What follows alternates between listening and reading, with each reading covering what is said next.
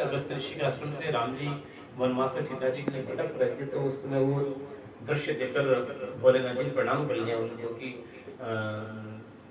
भगवान श्री राम मेरे आप आराध्य देव हैं, मैं आपके श्री चरणों में नमन करता हूँ। तो सती जी को अच्छा लगा कि आप तो विश्व पुरुष, आप ही जगत के चिंता है, पूरी दुनिया को नमन करती है। आप एक इस व्यक्ति को जो पत्नी के वियोग में भटक रहा रो रहा, आप उसको भगवान मानते हो? बोले देवी भगवान ने मेरे गुरु हैं, ये शिव जी के गुरु राम हैं और राम जी के गुरु शिव है ना, ये तो आपको सबको है, लगभग ज्ञान है आपको। तो नमन किया, देवी जी को अच्छा नहीं लगा कि भगवान ने आपने ठीक नहीं किया। उन्होंने फिर मानी भी नहीं, कि उन्होंने कहा कि नहीं मैं तो नहीं मानती हूँ कि भगवान है। तो उन्होंने कहा तुम्हारी तरीके से देख लो उनको जाकर के, हरी इच्छा भावी बलवाना, ऐसा रामचरित मानस का वर्णन आता है कि उसने देवी ने सीता जी को धारण किया और परीक्षा लेने से देवी तो राम जी ने ये कहा कि सती मैया आप यहाँ क्यों आई, हमारे भोलेनाथ जी कहाँ, आप अकेले में भटके हो, एक नारी को अकेले भटकना ये शोभा नहीं देता।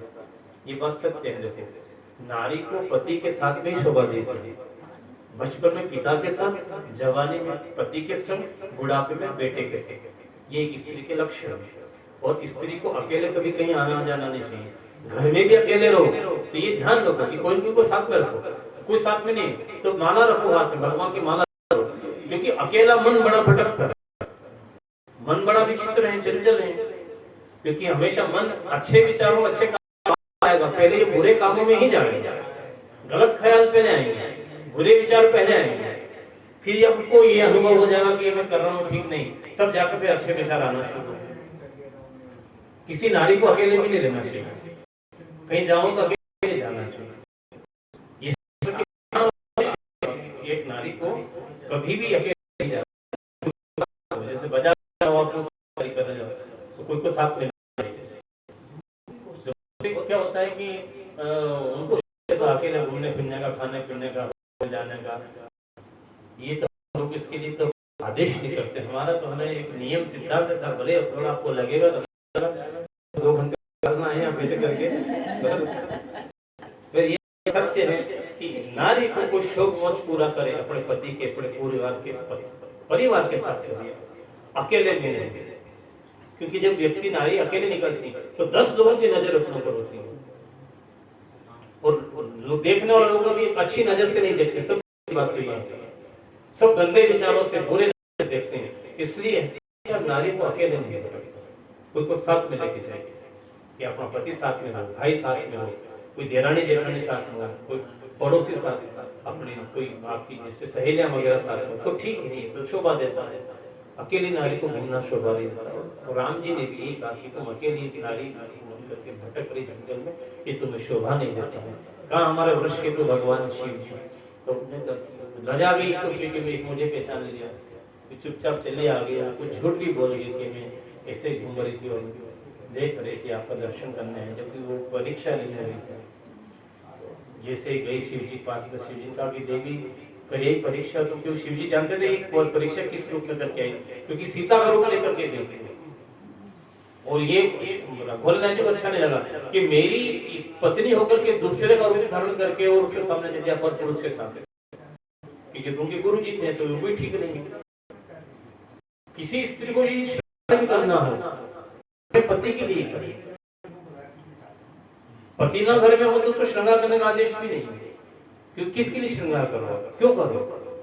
पति के लिए श्रृंगार कीजिए, पति के सामने आप तो सच के जाइए, पति को प्रसन्न करने के लिए उनकी मुद्राओं प्रसन्न करके आपकी अपनी मुद्रा बनाए, जो कुछ करना हो अपने पति के लिए, लेकिन पर पुरुष के लिए कभी नहीं। और शिव जी को ये अच्छा नहीं लगा, और शिव जी ने जो है उसमें मन से मन उसका परित्याग कर दिया कि मैं इसका कभी स्मरण भी नहीं करूंगा, स्पर्श भी नहीं करूंगा। तब सती जी ने किसी से पूछा, मालूम पड़ा मेरे पति देव से बोलते नहीं, बातचीत नहीं करते, देवताओं ने बता दिया कि तुमने वहां जाकर परीक्षा ली, गलत तरीके से तुम्हारे पति ने तुम्हारा मन से परित्याग कर दिया। फिर भी देवी जी भगवान शिव के साथ रहती थी, उनकी सेवा अर्चना करती थी, और उनका ये जो है ना, पिताजी ने उनका यज्ञ किया था बहुत पहले, लेकिन कथा में विस्तृत में नहीं ले जाऊंगा क्योंकि समय थोड़ा कम है, पर आखिरी तक पहुंचना कथा के। तो उसमें क्या हुआ था कि इनका सत्र हुआ था, पिता का अपमान हो गया था शिव जी के कारण, तो उन्होंने बदला लेने के लिए एक आयोजन किया कि वो कहा कि इसको शिव को मत बुलाइए अपने। एक नियम और ध्यान रखिए, कोई भी पूजा पाठ होती है अपने यहाँ धर्म अनुष्ठान होते हैं, बिना शिव के कोई पूजा का पुण्य नहीं मिलता। शिव की पूजा हमारे अनिवार्य है। घर में शिवलिंग रखो या कलश के रूप में भी अपन पूजा पाठ करते, कलश रखा जाता है भोलेनाथ जी के नाम से। चलो यूं भी कई मानो शिवलिंग नहीं हो घर में, तो पानी का जो मटका भरा ना घर में, वो क्या है? पीने का पानी का स्थान कौन सा है? शिव तत्व तो है ही। शिव तत्व से ही मनुष्य का घर चलता है।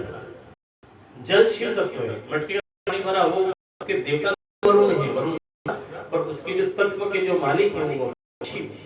अब कोई नास्तिक भी और कहते मानो सर मैं भगवान को नहीं मानता, शिव जी की पूजा नहीं करूं, मैं बोलेगा जो जल तो गर्मी तो पिए, वो कौन है? तुम्हारे प्राणों की रक्षा किससे हो रही है?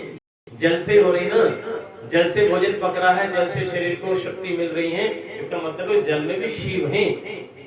भले तो पूजा नहीं करे, भक्ति नहीं करे, मंदिर न जाए, लेकिन भगवान शिव जी तो तेरी जल के रूप में भी रक्षा कर रहे हैं। और वहां कह दो कि मैं पानी नहीं पीऊंगा, सब आज स्पर्श नहीं करूंगा, इसमें भगवान शिव है, मैं पूजा पाठ उसके बिना नहीं रह सकता। जीवन में के बिना जीवन अधूरा। तो जल ये क्या है? शिव। आप शिव रूप में भी ना हो तो देवता की कलश में पूजा करिए, ये शिव की पूजा हो। इसलिए अपने फिर उसने आपने दिया कि इसने शिव का अपमान किया, पूजा पाठ में स्थान नहीं दिया। राजा ने दक्ष की कन्या थी, विमानों से ऊपर उड़ के जा रहे थे तो वहां कुछ चर्चा थी कि देखो सती और शिव को तो बुलाया नहीं, और पिता के वहां घर पर इतना बड़ा यज्ञ हो रहा है। अभी जलने भूलने वाले कभी कभी कोई ऐसी बातें कर देते, उनको बेचारे को उनको बुरा लगा कि अरे मेरे पिता का यज्ञ हो रहा है, अभी तक कोई बुलावा भी ना आया, निमंत्रण भी नहीं हुआ। तो उसने भोलेनाथ जी से कह दिया कि भगवान हमारे पिता का यज्ञ हो रहा और अपन उसको चलना चाहिए। नहीं बेटी बोला अपना ना बुलावा नहीं जाना चाहिए। एक बात ध्यान रखिए, देखो बड़ी काम की बात है महिलाओं के लिए, विवाह के बाद में पति का घर ही उनके लिए स्वर्ग होता है। आगे समझ में? पिता के घर से क्या उठती हैं? पालकी उठती है, हाँ डोली कह दो कोई बात नहीं। पिता के घर से जब वो विदा होके जाती हैं, बेटी से बहू बनकर के जाती है, तो पति का घर ही उसके लिए स्वर्ग होता है। तो पति के बिना आदेश के, बिना आज्ञा के कभी मायके नहीं जाना चाहिए। चाहे कितना बड़ा उत्सव हो रहा हो, बिना निमंत्रण के पिता के घर नहीं जाना चाहिए। पिता के घर से बुलावा आए, पिता के घर से आपका निमंत्रण हो तभी जाना चाहिए। तो आपकी शोभा और आपका महानता और आपकी भगत और आवभगत होगी। वरना आप बिना बुलाए पिता के घर जाओगे विवाह के पश्चात, तो पिता की यहाँ कोई मान सम्मान नहीं होगा। हमेशा ध्यान रखो, कभी भी पिता के घर जाना हो बिना बुलाए कभी नहीं जाना। और ये सती जी पीछे पड़ गई, शंकर जी नहीं जाऊंगी मैं तो भगवान शिव जी समझ गए ये जाएगी वापस आने वाली भी नहीं, क्योंकि इसको वो जगह नहीं मिलेगी जहाँ मेरा स्थान नहीं आता। वहां गए तो वो सभी देवताओं के भाग और स्थान बने हुए थे, भोलेनाथ जी का स्थान नहीं था। ये मैं कुंड में देखा, मेरे पति का अपमान किया मेरे पति का, तो उसको बड़ा बुरा लगा कि मेरे पति का अपमान हुआ। और ये बात सत्य है, कोई भी नारी होगी, पति वो अपना अपमान सह लेती है लेकिन पति का अपमान नहीं सह सकती।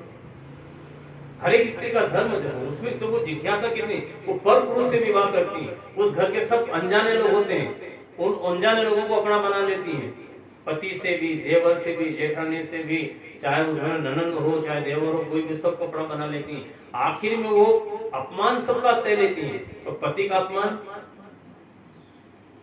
बिल्कुल नहीं चाहिए उसको, बिल्कुल ये स्वाता ही नहीं कहीं से कहीं तक कि वो मेरा पति का कोई अपमान करे। पति का अपमान करते तो उसमें एक क्रोध की ज्वाला फूट पड़ती है।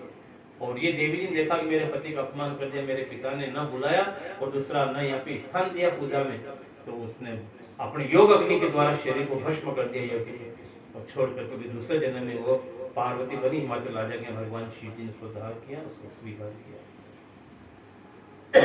सहज